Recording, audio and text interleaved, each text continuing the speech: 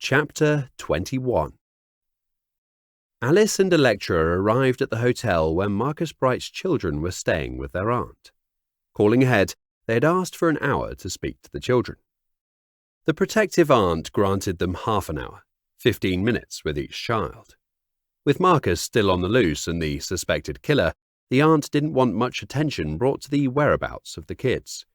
She knew they would never have a normal life again, but she wanted to protect their normality as much as possible.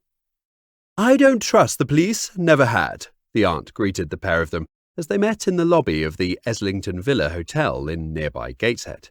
"And the fact that you've still not caught the man who killed my sister doesn't endear me any more to your kind." Alice looked at Electra, whose skin was turning from her usual pale look to something more red. She knew she had to do something. "Thank you for your time, Mrs. Bray. We really appreciate it, and speaking to the children might help us bring the man to justice."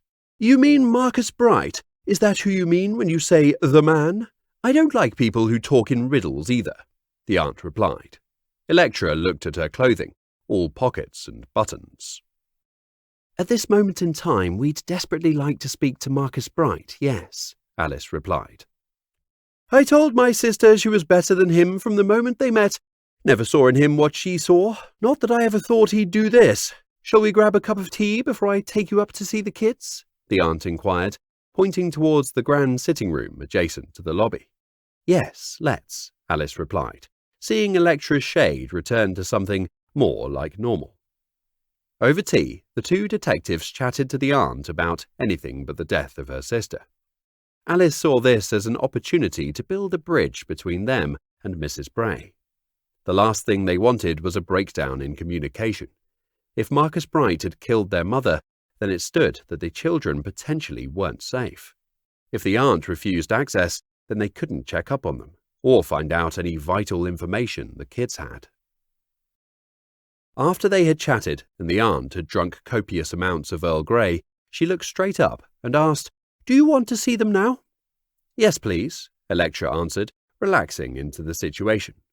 "Come on then," the aunt said as she got up, explaining the situation as they climbed the stairs. "I've told them that their mother has been killed, but they don't know their father's involvement. I'd rather it stayed that way. They've been asking after Dad, but I've told them that he's trying to help the police find out who killed Mum. I couldn't think of any other way to put it. The youngest is Abby, the eldest Frankie. They're both very dear children, and I'm trying my best to keep it that way. Do you understand?" "Yes," both Alice and Electra said at the same time. They were at the door, a light knock by the aunt before using the keycard to open the door and enter the room. "Hey kids, these are the nice police ladies I told you about. They are here to help find the person who, well, they are here to help you. Can you answer a few questions for them?" The children nodded. The aunt pulled her phone from an inside pocket of her jacket and opened the stopwatch app. 15 minutes, she said, grabbing Abby's hand and walking her over to the other side of the room. The 15 minutes passed as though they were only 2. Alice and Electra had to ask the same questions several times as they looked for a gentle way of asking if their parents fought and what that looked like. The closest they got was that their father had once called their mother a pig years before, but when they dug around for context, it was part of a farmyard game they were playing as a family. By the time the aunt got over and swapped the kids around, Alice and Electra wondered what they were doing there. Chatting to the young girl was different. She was far more chatty, but no more revealing. Alice had mirrored the aunt by getting the stopwatch app on her phone going. She knew they only had a couple of minutes left. She wanted to make a connection, but that wasn't easy with kids that were so traumatized. She changed track from the relationship between the parents to the relationship with her father. "Abby, can you tell me what your dad is like?" "He is good most of the time."